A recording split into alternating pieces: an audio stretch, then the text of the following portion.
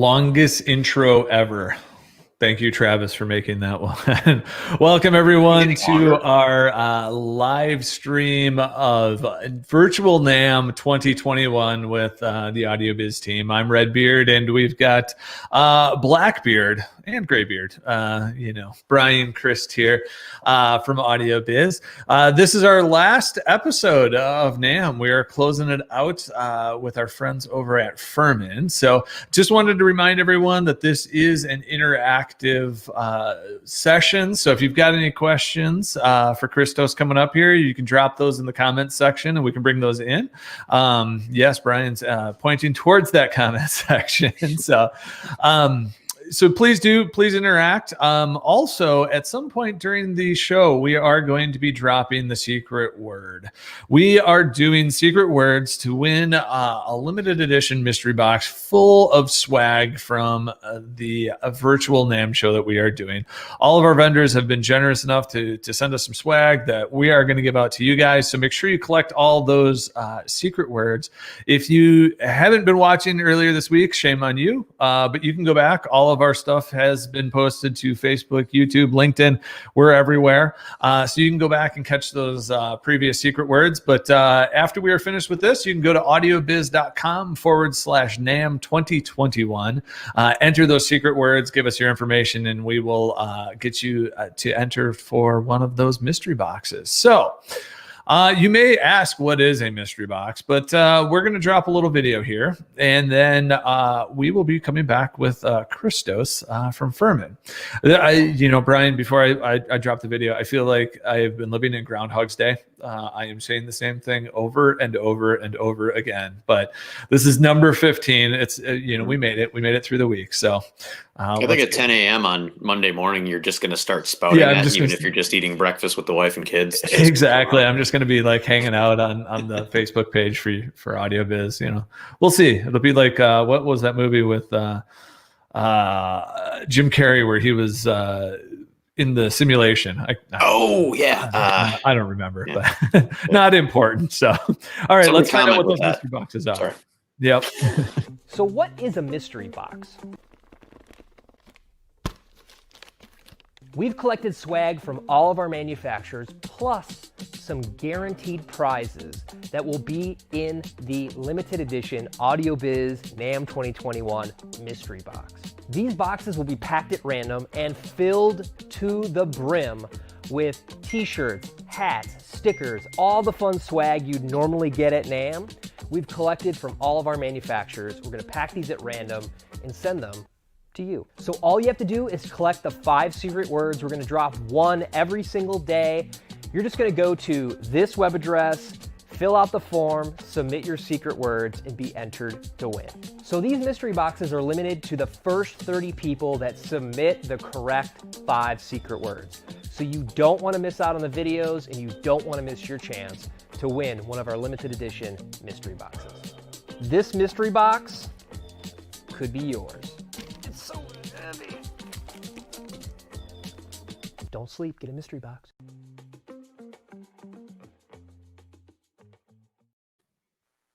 Christos, you want a mystery box now, don't you? Oh, yeah, absolutely. Especially the one that the big one with the guitar in it. Yeah, exactly. that took some editing magic to make that happen. But welcome. We have Christos joining us from Furman Power Conditioners, or Furman Power Products, I guess I should say. There's more than conditioners. Yeah. So, welcome. You've been to many a NAMM show. Do you have any crazy NAMM stories? This is true. I do. I can't remember the manufacturer that was across from our booth, but their colors were black and red. And this gentleman came up, and we had one of those columns between the two booths. And this gentleman came up, and he set up a little table, and he said, 10 minutes, there's going to be a demo. 5 minutes, there's going to be a demo. And he's setting up like all these like brochures and stuff like that. And Rob Harris, our artist relations manager, was talking with Papa Roach on the side, and this guy is wearing red and black. So I figured he must be with this manufacturer. And I'm looking over at one of the associates, and he looked how I feel, just kind of a little weird, like what is going on right now? So I go over and I talk to him. I said, so what's this demo about? He's like, I have no idea who this guy is. And as soon as I turn around, he's got a microphone and flames start shooting up 20 feet in the air. So I go to Rob Harris. If you guys don't know Rob Harris, he's a big guy. So I told Rob, I said, if he does that one more time, you need to tackle him. I got to go get security. So this guy was totally rogue, just with a flamethrower like it's Ramstein or something like that. So that was probably one of the most memorable NAMMs that I've had. And it was just pretty surreal. We got Papa Roach there and this guy, shooting 20 feet flames in the air. They never caught him. Security never caught him. He took his little TV tray booth, if you will, and ran out of the building. It's probably a smart move. So are we going to have to add pyro next year now? Yeah. I was like, I felt like a fool. I was like, we spent like $30,000 on this booth, and this guy just came here, and all he did was get a pass. Just guerrilla marketing, like, well, we'll have to look that up, see if there's any sightings of that on the internet or something. But it's really strange not being able to go to trade shows. I mean, it's kind of like family reunions for us, right? Yeah. And the only benefit of the virtual trade shows is my feet feel great. Very true. A lot less miles. I think my average show is about 10 miles, of walking around on the trade show floor every day. It's pretty crazy. Yeah. But yeah, indeed. It is funny because, you go to all these trade shows and you're like, oh man, not another trade show. And it gets a grind, but then you take that away for a year and we're all like, I kind of miss going to trade shows. So. Yeah. Mm-hmm. Especially also us in the Midwest, getting to go to wonderful sunny California, during the winter. But, instead we're stuck back here in Wisconsin. It's a whopping 18 degrees here. So, yes. Yeah. So, I mean, I moved from California to Texas, so we don't get down to 18. Yeah. But we'll have weird swings. It'll be like 24 in the morning when we're walking the dogs. And then by mid-afternoon, it's 85 degrees. Yeah, that's really weird swing. That's crazy. We were talking earlier before, I have to say you've got an interesting story moving to Texas. You're now growing grapes and pro audio, Yeah. Well, my wife has been doing viticulture for over a decade. And, we were in Napa County and we were looking at property out there, which we could afford the property, but because of all the regulations, you can't afford to do anything with it. And I mean, just to put a shovel in the ground is going to cost you $250,000.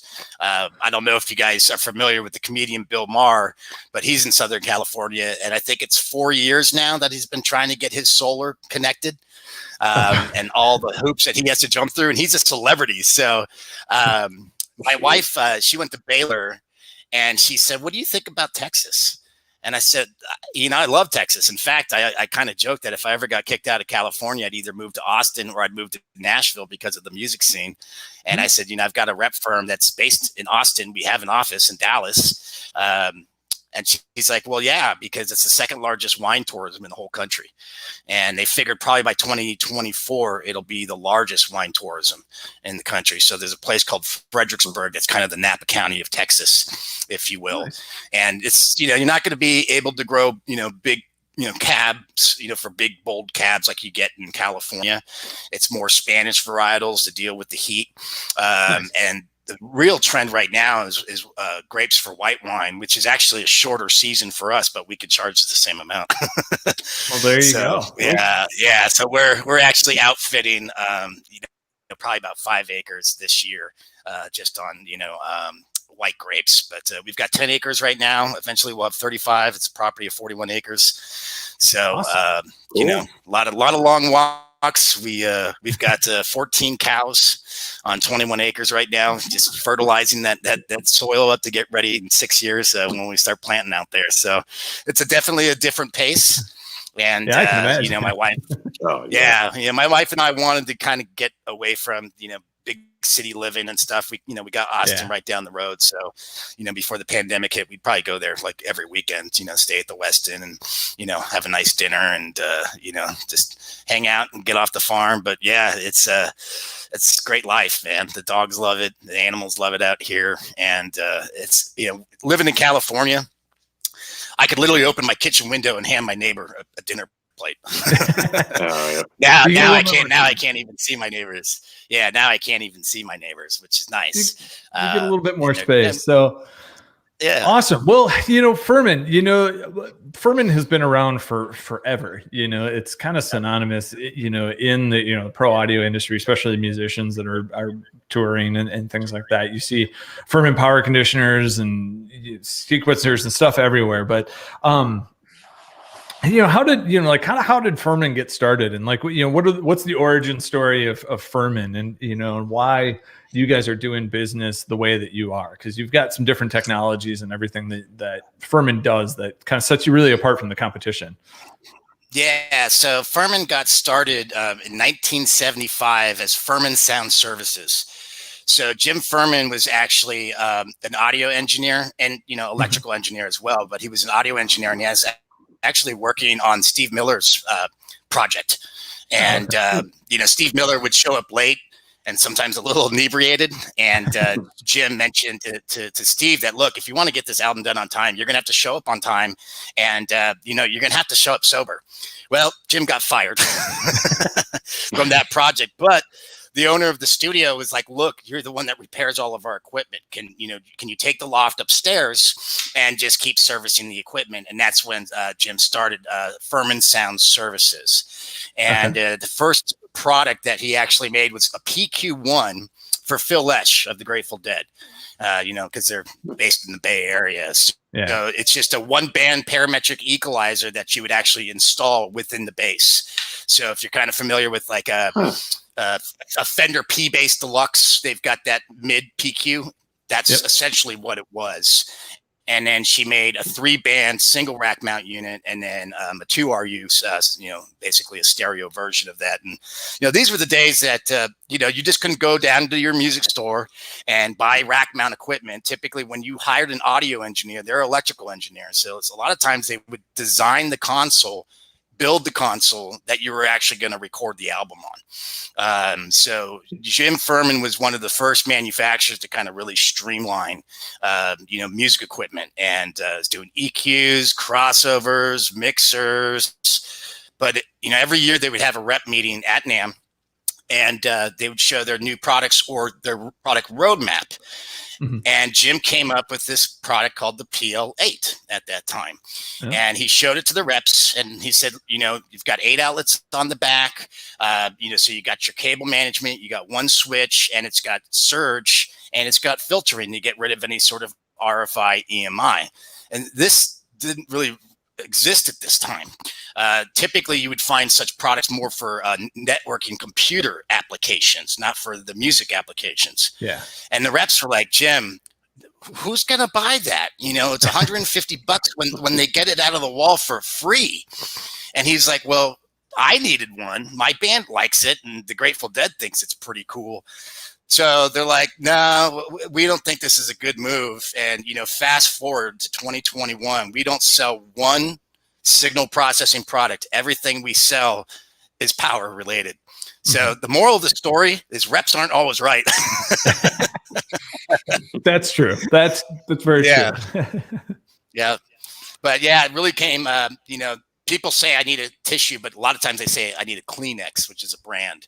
Mm-hmm. So Furman really is, we own the lion's share of, the MI and pro audio market. I tell people within my company, they're not really familiar with, the markets that I, share and take care of. I tell them, like, any concert that you've seen in the last 30 years, it's a Furman powering that stage 9 times out of 10.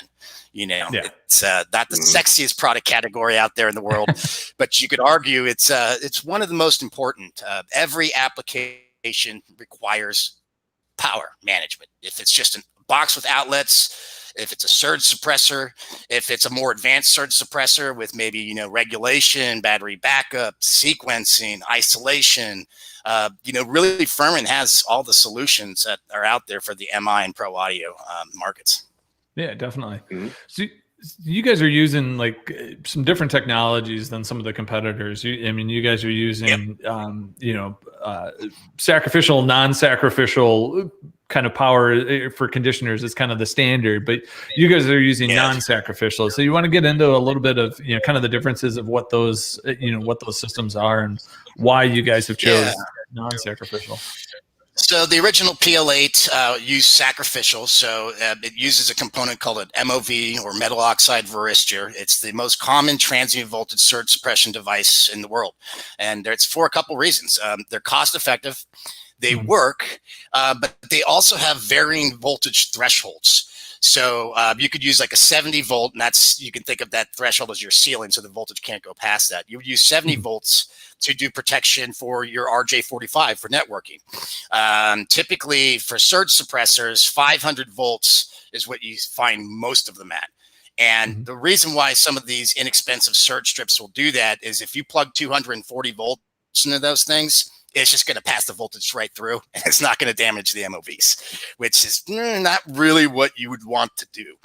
So typically what we do on most of our sacrificial designs, we'll have a 500 volt MOV in the front, and then we'll have 130 volts after it.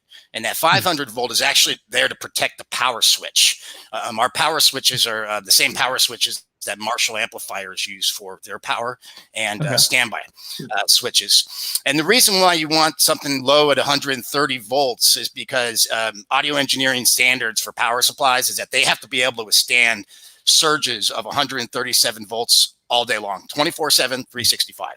So we want to be just under that, right?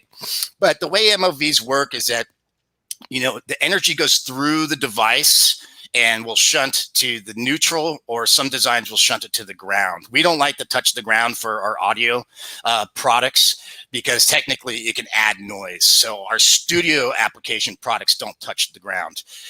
But you allow that device to kind of get close to its heat coefficient. Eventually what's going to happen is that threshold's going to lower, and it's going to start tripping the breaker on the unit itself. If there was no breaker, it would trip it at the panel. And of course, you don't want that.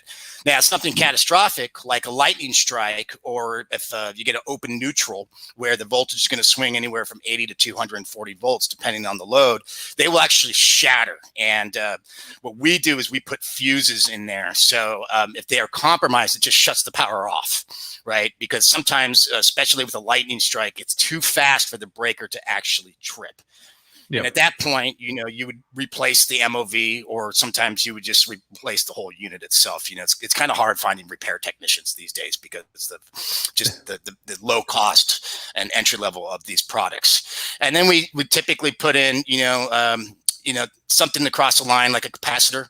That way we can attenuate any sort of RFI, EMI. On our standard products, it's typically 24 dB. But non-sacrificial surge suppression, also known as series mode, because MOVs are parallel. So if this is your hot neutral, the MOV sits across those. Series mode protection, which is nothing new. Bell Laboratories designed the first one in 1940. That was 7 years before the transistor, which makes all these cool things possible, was founded, right? But it gets its name from a series inductor. So on the hot line, there's a large inductor. And as you probably know, inductors change their resistance properties due to the input frequency. So our unit's anywhere from 50 to 60 hertz, it's a dead short. But a surge is actually a change in that frequency. So what happens is that inductor acts like this huge resistor. So it slows down the surge, and there's a large capacitor that charges up with that opposing current. Then we take the current, and there's a large avalanche diodes that we make a rectifier circuit. So we're converting the voltage from AC to DC, and it dissipates in the form of heat across the inductor and the resistor network. Now, this all happens in like 9 nanoseconds. So, in our testing lab, you could literally have your hand on the chassis, hit that sucker with 6,000 volts, 3,000 amps, and you're not going to feel anything. So that's the 6,000 volts, 3,000 amps, that's the TUV or NRTL standard. So anything larger than that, that meter at your panel would explode and you'd be able to stick your hand through the wall. So that's the main standard. But the thing is, with that original design and what a lot of our competitors do with series mode protection, is your clamping voltage, once again, the ceiling that allows the output, it's dictated by the capacitor that's charging. So a lot of people that do series mode protection, they'll have that capacitor at 500 volts. We have ours at 250 volts. But what we're doing is we're doing a hybrid. It's a series and parallel. So we're actually utilizing MOVs and our series multi-stage protection circuit. So we get that low clamping voltage with the 130 volts from the MOV, but we're using the series mode to actually protect the MOV. So the MOV is never going to get close to its heat coefficient, so it's not going to degrade in time, nor is it going to shatter from a catastrophic hit.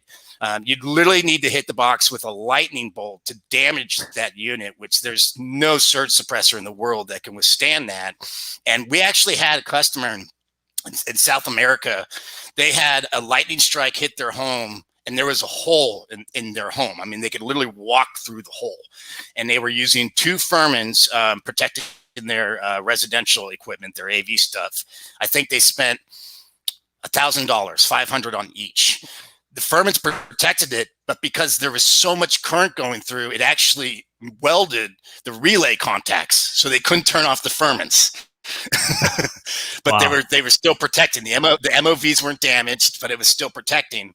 So we told them, they said, well, that's a great testimonial. We'll send you 2 units for free if you just exchange a testimonial. And they said, yeah, let's do it. Well, what they did is they plugged their system into the wall with no protection, and they had another lightning strike. All $250,000 worth of equipment gone, toasted. And of course, they retracted their testimonial because they felt like, well, we don't want to tell that part of the story. So since its inception of the SMP circuit, we've shipped over 1 million circuits without one single failure due to surge. So, it's Bob Cavan was the one that designed it. If you're not familiar with Bob Cavan, if you're familiar with the wedge speaker, he was the one that actually designed the wedge for Stevie Wonder. Yeah. Okay. And so, very, very talented, electrical engineer. So it was an honor working with him, especially working on the SMP circuit. Gotcha. Well, I'm gonna break here quick to drop our secret word because we need to get that out of the way. Yep. So remember, collect all of our secret words to win a limited edition mystery box. You can go to that NAMM website that we've got set up at audiobiz.com/NAMM 2021. So let's get the word of the day. The secret word is goat. It's a weird word, but what can we say? Exactly. Any crazy weird gear destruction stories? I mean, obviously stopping lightning bolts and stuff, but you were telling us about the one where you guys were shooting a video. Yeah. So in our old warehouse in Petaluma, California, we decided to do an overvoltage video. So our engineering team built what we called the overvoltage box. And this was actually a box that we could go to dealers and show our extreme voltage shutoff. And extreme voltage shutoff, when the voltage gets too dangerously high, it disconnects from the circuit, not only protecting your connected equipment, but also protecting the SMP circuit itself. And what makes ours a little bit different than what our competitors do is we shut off on the rising peak of the sine wave, where a lot of our competitors actually shut off at the peak. It's too late. A lot of that energy's gone through. And, really our biggest competitor is either the wall or like a Staples plastic power strip, right? So we put in a plastic power strip, light bulbs, a PL8C with a light bulb. The light bulbs represent your connected equipment, and then we have a light bulb directly coming out of this overvoltage box. So in theory, when you press the overvoltage button, you get about 210 volts. You see the lights light really bright, and the one that's plugged into the plastic power strip, you see it dim, bright, dim, bright, dim, bright. And, then the MOV starts smoking, right? So we've done this thing a million times. We had our marketing director there doing the video. We had 3 of my technicians there And you can see this on our YouTube channel, but it's just this arm going out. You don't actually see me. You just see this arm going out. And, we knew this thing was going to smoke and possibly burst into flames, but this thing just caught on fire. I mean, it's just like huge flames. And you don't see me in the video stomping the thing out. You'll see at the end me holding it, and just you look at this thing that's burnt, and it's fire retardant plastic chassis, and the thing just catched on fire. And so I look at everybody after I put out the flames, and I said, so what did we forget? And they're like, what are you talking about? That was awesome. I was like, there's no fire hydrant in here. We have millions of dollars worth of inventory. If the sprinklers went off, it would be ruined and we all lose our jobs. But we didn't turn off the sprinklers. We didn't lose our jobs. And it's a good video. If you haven't seen it, check it out. And it's a story that I'll remember for the rest of my life. Nice. Yeah, one thing that's a use that you guys probably didn't think much of previously, but in today's day and age, it's a lot more prevalent. People like myself, I've got some studio monitors back here and a nice laptop. Between technology, we've got gamers and a lot of pod and video casters, right? And they've got all this investment in this, like a really nice computer and a monitor, and all this stuff. And so many of them went down to Walmart and bought a $6.95 surge protector because that's what it said, And I think what you've been talking about can be a warning to a lot of people that'll watch this. Like it's a small investment, right? To go with a quality power equipment, Yeah, I mean, at a very minimum, I would go with a PL8C. Anything that has SMP. I always want to have people start with SMP because if they were to purchase one of our entry-level units and it did its job and you're going to replace it, well, you could have just bought an SMP product. So it's either pay now or pay later. And, I've had, remember that power outage in New York? I want to say it's almost 12 years ago. It was days long. Mm-hmm. Yep. And the thing is when the power goes out, and being formerly from California, we had a lot of rolling blackouts because of the fires and PG&E. But I had a gentleman call me. He had a studio for 20 years in Manhattan. And he said, I'm that guy. I didn't believe in power management. I thought it was all snake oil. And, when the power came on, it was like the 4th of July in my studio. And because I wasn't using a surge suppressor, the insurance company's not going to cover the cost of it. So he was like, I'm out of business, but I want to rebuild. So he kind of listed what he had in the studio, and he said, how much would I have to spend, like bare minimum, just to protect it? I said, with something like this, probably $1,000. And he's like, so you're telling me if I invested $1,000, my studio would still be in business right now? And I said, yeah, and I said, yeah, I hear a lot of these stories. I set my sister up with surge suppressors all downstairs for her AV system. And I left her a box of surge suppressors, Furman's, of course, for her upstairs. Well, a rat chewed through the neutral line that connected the neutral from downstairs to upstairs. Everything plugged in the wall blew up. So lights, clocks when we didn't have our phones, and TVs, everything was a total loss. And I said, well, what happened to all the surge suppressors I left you? She's like, yeah, they're in a box in the garage. So I was like, okay. So I said, if I don't install it, you're not going to install it. So yeah, once they got that stuff fixed, I installed everything upstairs. Everything downstairs was perfectly fine. So, it's important. And, a lot of times people think of surges, they think of like lightning strikes, right? It's dramatic. There's smoke. There could be flames. It's pretty darn rare, though. Depending on where you're living, Pacific, the Southern Atlantic territory really gets hit a lot. Yeah. But it's really, there's thousands of surges every single day. So the power grid needs to switch back and forth depending on the load. Your own equipment causes surges. So, some of us have experienced like turning on like an industrial vacuum or, blender, or maybe even like when your compressor of your refrigerator kicks in, you see the lights dim a little bit and go back up. That was a surge, right? Mm-hmm. But no smoke, no flames, no drama. So what gives? Well, your equipment eventually, because even though it wasn't something catastrophic, the analogy I use is like, imagine if I had just an empty wine glass and I started tapping it with a teaspoon. Maybe not today, maybe not tomorrow, but eventually that glass is going to crack and shatter. This is what's happening to your connected equipment when you're not using surge suppressors, or you're using surge suppressors with high clamping voltage, such as 500 volts. So something that could have lasted 20 years, 3-4 years down the road, you're having problems with it. 99% of the time, it's a power supply issue. So it's really important to make sure that not only just to protect yourself from catastrophic, but to increase the longevity of your valued equipment, right? Mm-hmm.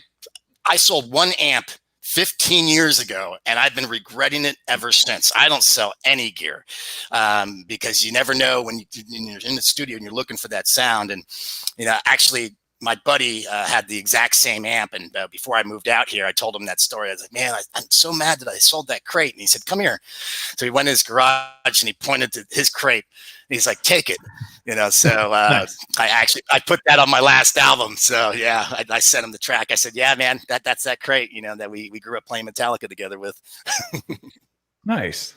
You guys also get into some other areas, not just protection, but also like sequencing. We see that a lot on the on the commercial side of the business, of being able to turn things on and turn things off in order to prevent some of those surges and things like that. So you guys are getting into some pretty crazy areas, and then also with some of that, you also have your Blue Bolt technology. You want to give us a kind of a quick overview of what Blue Bolt brings to the table? Yeah, outside of our power distribution products, which don't have any surge, virtually everything else does. So we do voltage regulation, isolation transformers that provide balanced power for studio applications, battery backup, and of course sequencing, which allows you, or really untrained personnel, like at maybe a church or a school, to turn on a very complicated system with one single switch. Or, maybe you want to be a little bit more secure. You could use a key, or you could tie in our Blue Bolt system. So it's probably hard to see our Blue Bolt app. So this allows you to monitor, control, and program your power management device from anywhere in the world. So one of the features that I like to use is scheduled commands. So I can turn lights on at 7 p.m. at night and, turn them on in the morning. So typically I would do that when I'm traveling to simulate occupancy. I call it my poor man's control system, if you will. Also scheduling commands, like I typically would do like at 3 a.m. I turn off my modem and my Wi-Fi router and then turn it back on. That way, you could just dump the cache and you're not going to have any sort of lockups. With our new platform, one of my favorite things to do is what we call a conditional reboot. So you can virtually ping anything that's got an IP address. But what I like to do is I like to ping Google, then I ping my modem, and then I ping my Wi-Fi router. So if the Wi-Fi router doesn't respond to that ping, only that outlet will turn off and turn back on. So basically you're rebooting that Wi-Fi router.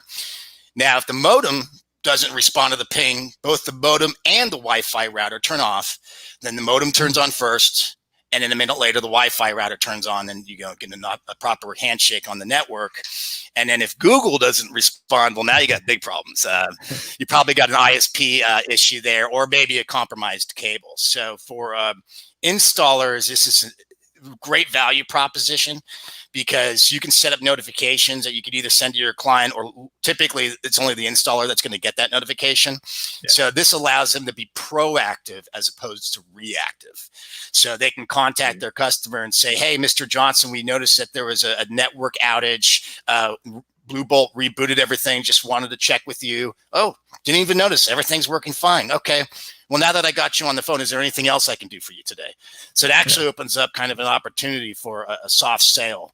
But and it's also a lot of our Blue Bolt champions use it as a reoccurring revenue model, where they can charge maybe an annual fee or a small monthly fee, and just have that reoccurring revenue stream there.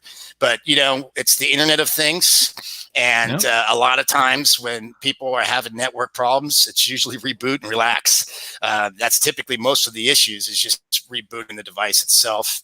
But being able to program the device, so you can, one of the new features in our 2.1 because we have our web app and our mobile app. Eventually the mobile app is going to have all the same features as the web, but we're doing it in small releases. So now you can actually edit your outlet names. You can edit your sequencing within the mobile app. So maybe you want to change which outlets or groups of outlets that you want to be able to sequence the system on and off. So a lot of our installers now, for churches and schools, they're not really using keys or buttons anymore. They're just using the Blue Bolt app. So you give someone permissions and, they can go ahead and turn the system on and off, and they don't have to worry about where'd that key go. Every time I installed a Furman sequencer, I would always order an extra pair of keys, and I would zip tie them to the power cord of the sequencer. So if I got a phone call from the church or school, they're like, "We lost our keys." I said, "Go to the back of the rack and look at the power cord and just snip that zip tie, and there's another pair sitting there for you." Nice. That is sage advice. It is, yeah. Yeah. Yeah, you make enough mistakes over the years. Hopefully you'll learn a little something. But we were the pioneers for IP cloud management. So it's been 11 years now that Blue Bolt's been out there. And, it's really been cool to kind of see it grow, because originally started more as something to save money on energy. So from like Vampire Power. But a lot of our, really intelligent, contractors said, well, let's put more sequencing programming in there. Let's, make this more of like a CRM. So it's really come a long way. And when we say Blue Bolt, we're actually referring to a cloud, but any of our Blue Bolt devices can be controlled on a local area network. So if you're doing more secure installations, we have University of Phoenix that uses the LAN connection because they don't want to be talking to the cloud. So it's pretty flexible. Yeah. Awesome. Cool. Well, it looks like we're kind of coming up on our end of our time together. And so just wanted to thank you, Christos, for joining us on our virtual NAMM. Again, sorry we couldn't see you in person this year like we normally get to, but here's to next year. So if anyone wants to check out any of the Furman product or, learn more about it, check out Christos' video of stuff exploding and shooting flames. So, but reach out to us at Audiobiz, and you can hit us up on the website at audiobiz.com and ask for a demo. We're more than happy to help you out. So I appreciate everyone joining in on our streams this week of our virtual NAMM 2021. And we look forward to visiting with all the customers and stuff in person at a future date, hopefully sooner than later. So thank you again, Christos, for joining us. And we will see you at the next trade show. Yep, we'll do. Have a great day, guys. Thanks, everyone. Yep, thanks.